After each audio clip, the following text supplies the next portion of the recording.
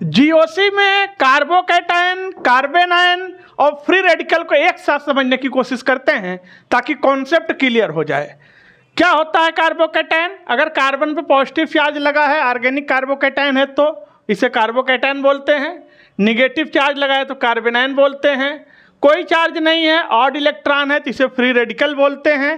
Suppose करिए कि अगर हमें कोई कार्बोकैटायन बनाना है तो ये कार्बन है और ये लगा है मोस्ट इलेक्ट्रोनेगेटिव एटम। ध्यान रखिएगा, इसका हम कराएंगे हेट्रोलिसिस। क्या कराना है?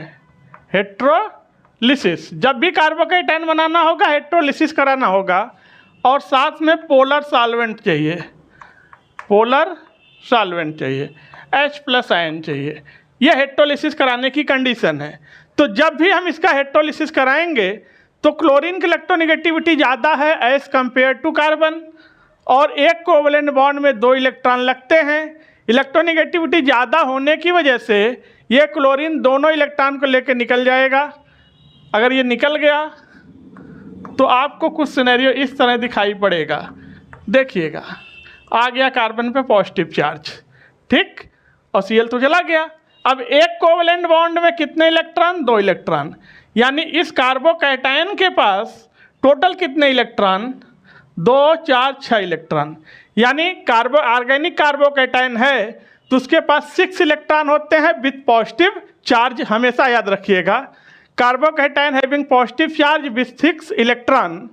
और इस कार्बन का हाइब्रिडाइजेशन sp2 आएगा क्योंकि 3 सिग्मा बॉन्ड है, 3 सिग्मा बॉन्ड पे हाइब्रिडाइजेशन क्या है? sp2, लोन पेयर 0 है। और अगर ये sp2 है और इसके पास 6 इलेक्ट्रॉन है और वो सारे इलेक्ट्रॉन इवन नंबर में हैं तो ये कार्बोकैटायन का नेचर कैसा होगा? डायामैग्नेटिक होगा और ये वर्क करेगा इलेक्ट्रोफाइल की तरह से।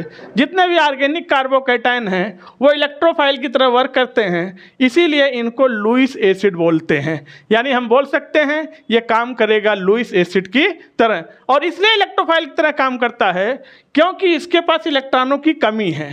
ऑक्टेट पूरा होने में 2 इलेक्ट्रॉन की कमी है, टोटल 6 इलेक्ट्रॉन है।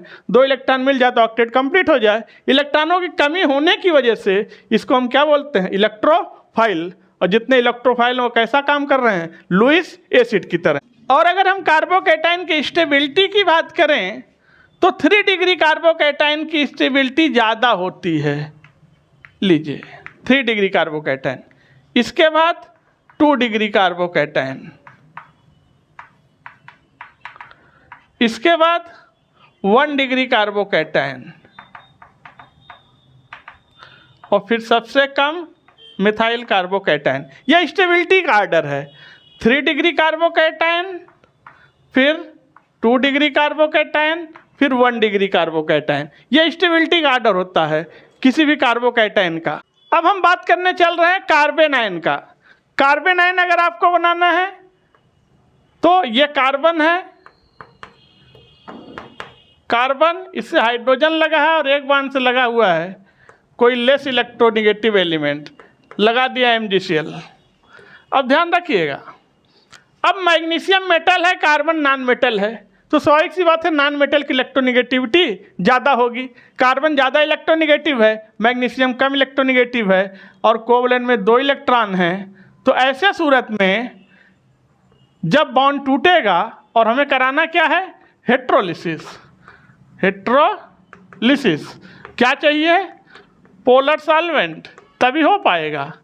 तो ये बॉन्ड यहाँ से ब्रेक कर जाएगा, MgCl बाहर, ये इलेक्ट्रॉनों को खींच लिया दोनों, तो ये हो गया हाइड्रोजन, ये हाइड्रोजन, ये हाइड्रोजन और 2 इलेक्ट्रॉन आ गए यानी निगेटिव चार्ज आ गया। ठीक, अब देखिए आप इसके पास तो एक बॉन्ड में 2 इलेक्ट्रॉन, 2, 4, 6 और 2 इलेक्ट्रॉन और 8 इलेक्ट्रॉन, यानी निगेटिव चार्ज विथ 8 इलेक्ट्रॉन। अगर कोई ऑर्गेनिक कार्बन आयन है तो ऑर्गेनिक कार्बन आयन के पास निगेटिव चार्ज होगा विथ ऑक्टेट ऑफ इलेक्ट्रॉन होगा, ध्यान रखिएगा। और यहाँ पर यह कार्बन sp3 हाइब्रिडाइज है, या कुछ केसेस ऐसे होते हैं जिनमें sp2 हाइब्रिडाइज भी हो सकता है। यह कार्बन आयन काम करता है न्यूक्लियोफाइल की तरह। क्यों न्यूक्लियोफाइल की तरह? इसलिए काम करता है क्योंकि इसके पास निगेटिव चार्ज है। दुनिया में किसी के ऊपर नेगेटिव चार्ज लगा और न्यूक्लियोफाइल बन जाता है।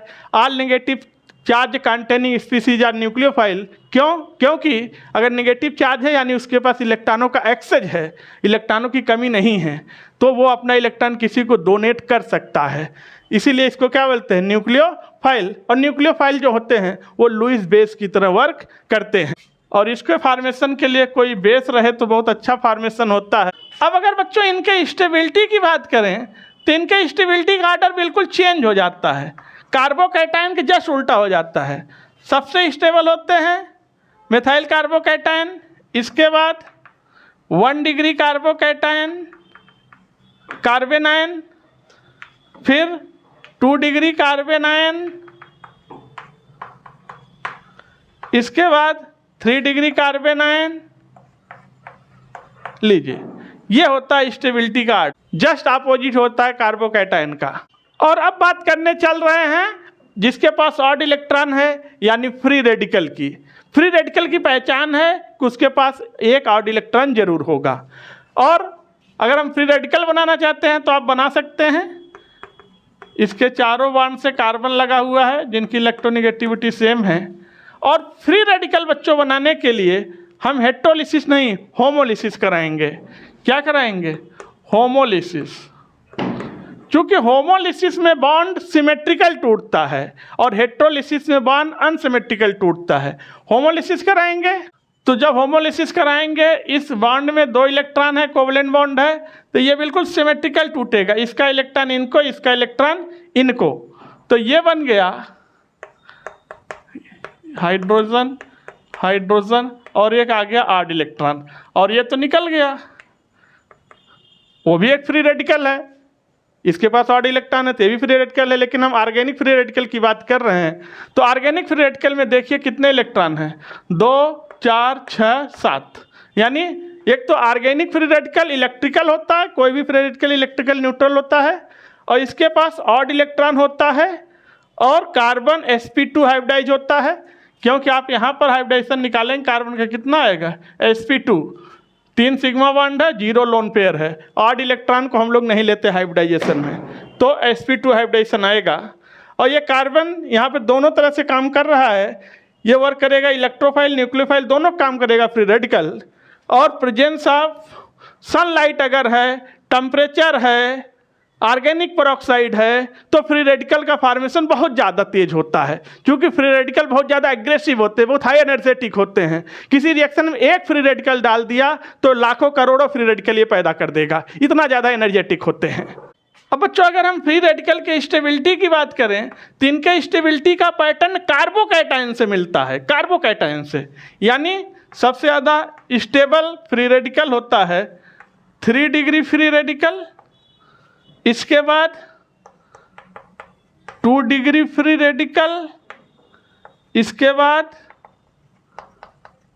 1 डिग्री फ्री रेडिकल, और सबसे कम स्टेबल होता है मिथाइल फ्री रेडिकल। ये स्टेबिलिटी का ऑर्डर होता है। ऐसा जैसे मिलता जुलता कार्बोकैटायन का होता था, क्योंकि तो कार्बोकैटायन था, पॉजिटिव चार्ज था, लेकिन कुछ इसी अंदाज में। और कार्बेनायन का बिल्कुल जस्ट रिवर्स हो जाता था स्टेबिलिटी का ऑर्डर। तो बच्चों ये होता है कार्बोकैटायन, कार्बेनायन, फ्री रेडिकल।